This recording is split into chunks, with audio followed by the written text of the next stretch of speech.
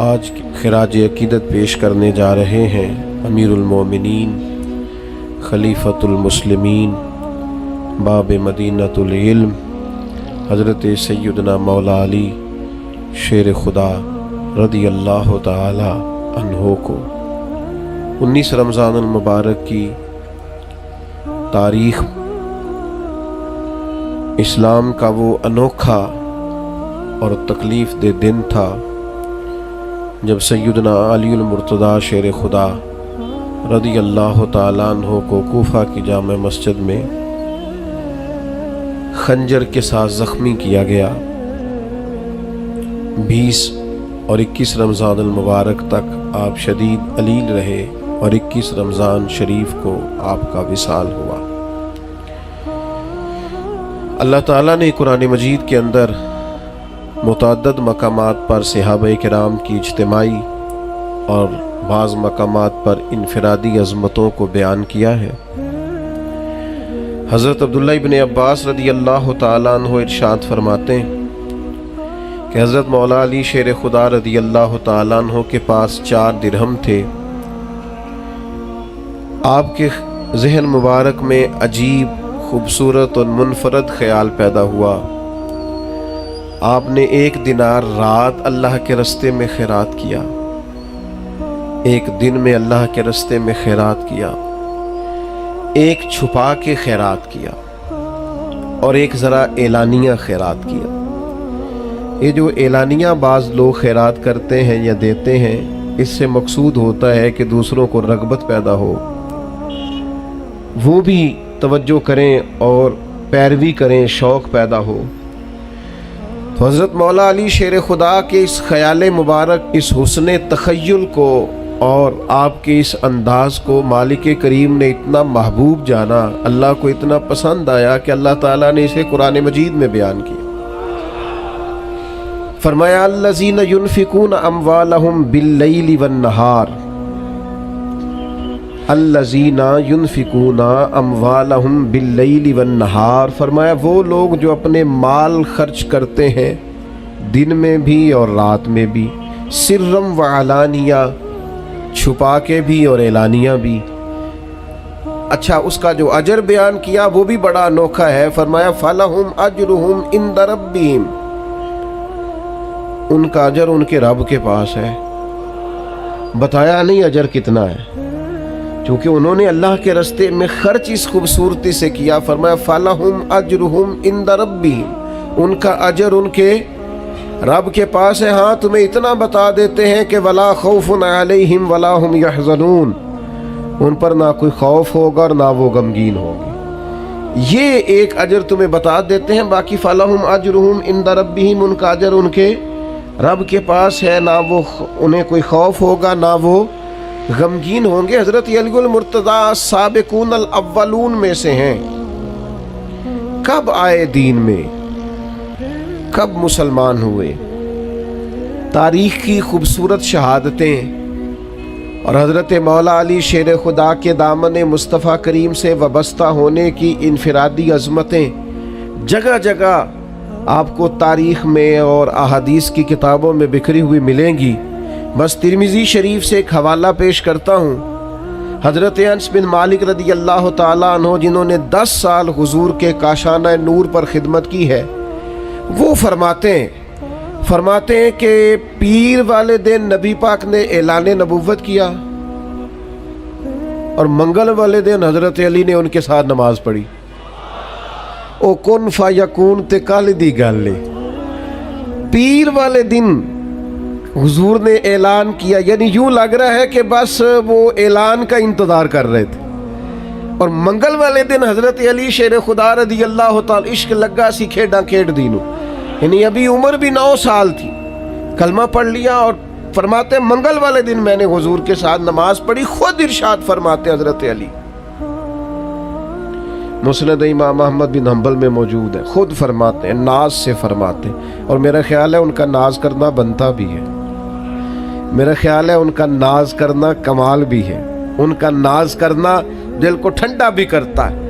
حضرت علی شیر خدا ناز کرتے ہیں، فرماتے ہیں لوگوں میں وہ پہلا شخص ہوں جس نے مدینے والے محبوب کے ساتھ نماز پڑھی ہے۔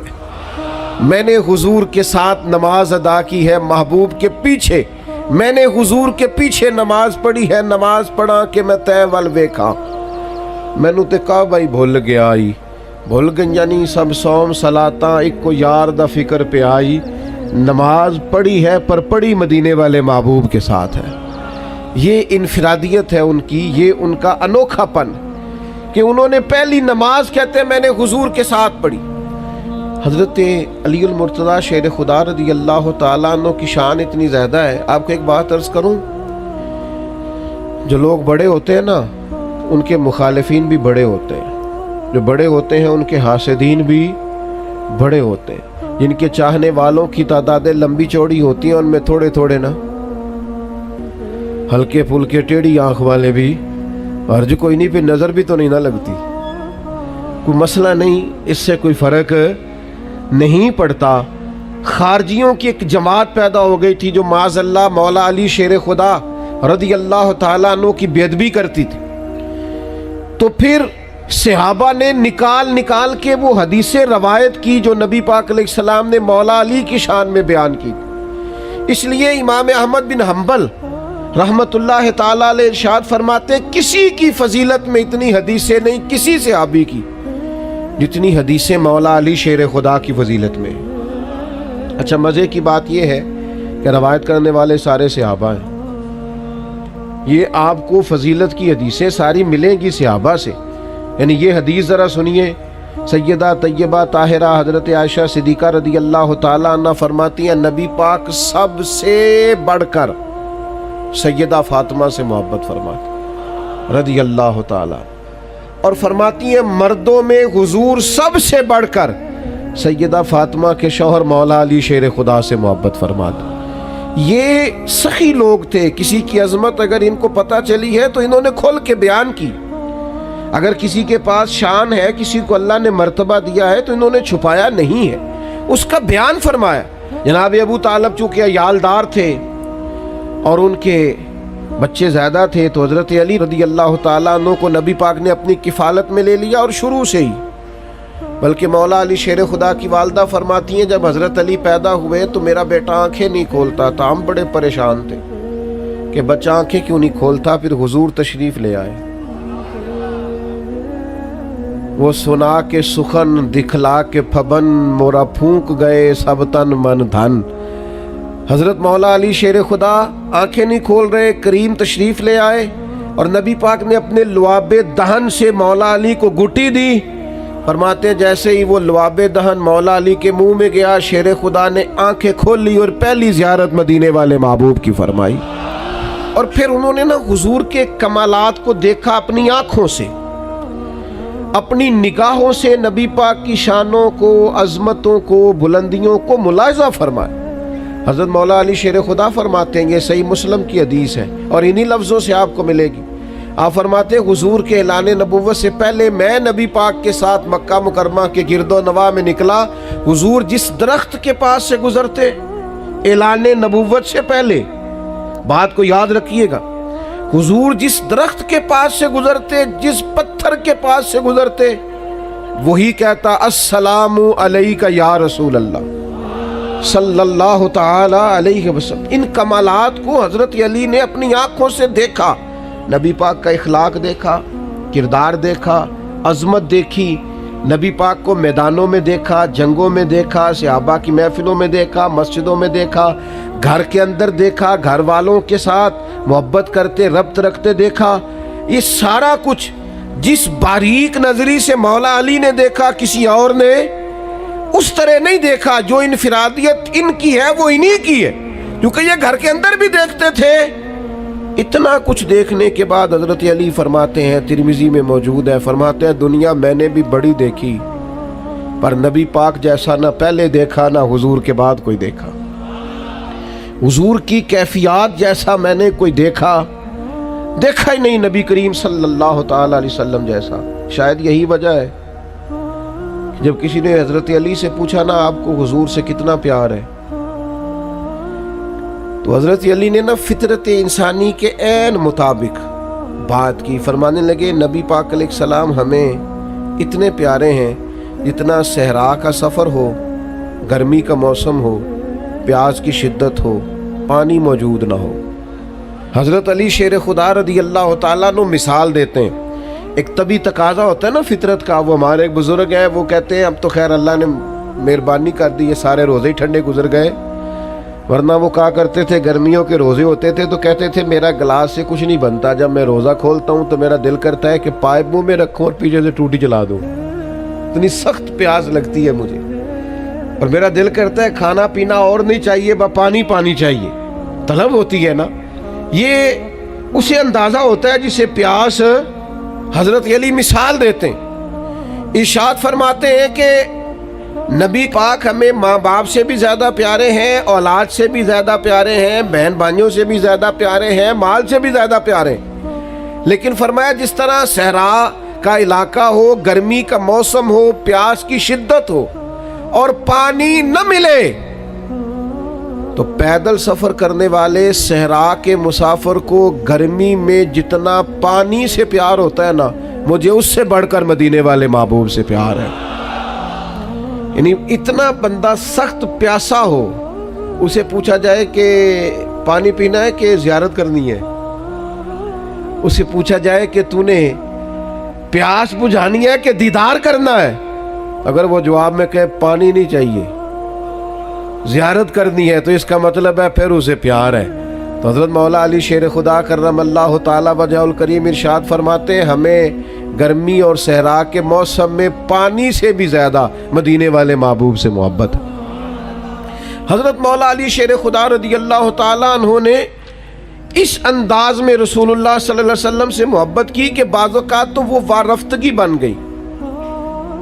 ساری زندگی ہم نے یہی سنا ہے الامر فوق الادب، جب حکم مل جائے تو وہ ادب پر فوقیت رکھتا ہے، لیکن کچھ لوگ نا محبت کے ہاتھوں بے بس ہوتے ہیں۔ امیر آدمی ہے، مالدار ہے، اس کے ٹیلی فون پہ سارے کام ہو جاتے ہیں، وزادار آدمی ہے، ہر لحاظ سے جان پہچان رکھتا ہے، لیکن اس کا اپنا والد ہاسپٹل میں بیمار ہے اور ڈاکٹر آ کے اسے کہہ دے بس دعا ہی کریں، حالات ٹھیک نہیں، تو ساری طاقتیں بھی ہیں، پیسہ بھی ہے، سب کچھ ہے، تو پھر جب بندہ پورا بے بس ہو جاتا ہے تو آنسو نہیں بہاتا۔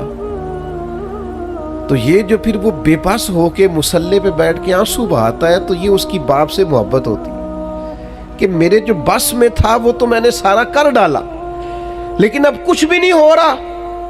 محبت جب غلبہ کرتی ہے تو پھر وہ آنسو بن جاتی۔ درویش نے کہا تھا نا آنسو قربت کا سبب ہوتے ہیں، جب آپ کی روح کسی کی روح سے ملتی ہے پھر آنسو نکلا کرتے ہیں، یہ قربت کا سبب ہوتے ہیں، یہ محبت پورے ذوق پہ آ جائے۔ حدیبیہ کا نا معاہدہ لکھا جا رہا تھا، ذرا زیادہ غور سے سننا میں کیا کہنے لگا۔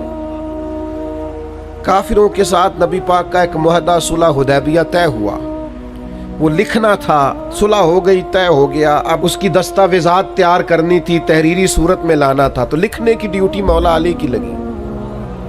حضرت علی نے لکھا محمد رسول اللہ صلی اللہ علیہ وسلم اور قریش مکہ کے درمیان معاہدہ۔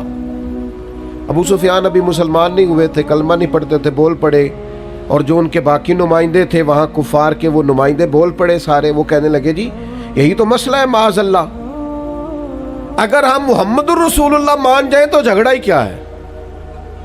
آپ محمد الرسول اللہ نہیں لکھے، آپ لکھے محمد ابن عبداللہ اور قریش مکہ کے درمیان معاہدہ۔ تو نبی پاک علیہ السلام کو اللہ نے طبیعت صلح جو دی ہے، محبوب ہے ہی امن والے رسول، حضور نے فرمایا علی رسول اللہ کاٹ کے نہ محمد ابن عبداللہ لکھ دو، کوئی حرج نہیں، لکھو، صلح کرنی ہے۔ ساری زندگی شیر خدا نے حکم مانے اور ڈاڈے ڈاڈے مانے، میدانوں میں مانے اور تلواروں کے سائے میں مانے، برچھیاں چل رہی تھی مانے، تیر برس رہے تھے مانے۔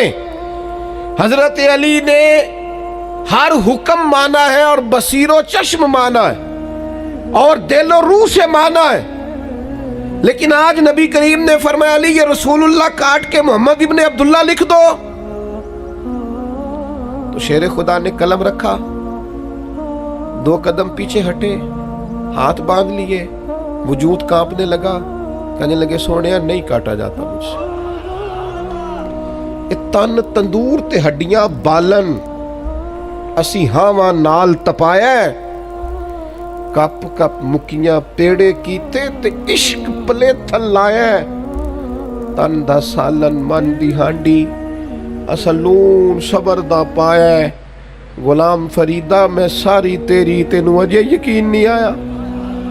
نہیں کاٹا جاتا حضور. قربان جائیں, میں نے کہا جب محبت عروج پاتی ہے تو آنسو بن جاتی. جب محبت کے ہاتھوں لوگ بے بس ہوتے ہیں تو پھر تڑپ کے روتے. نہیں کاٹا جاتا حضور.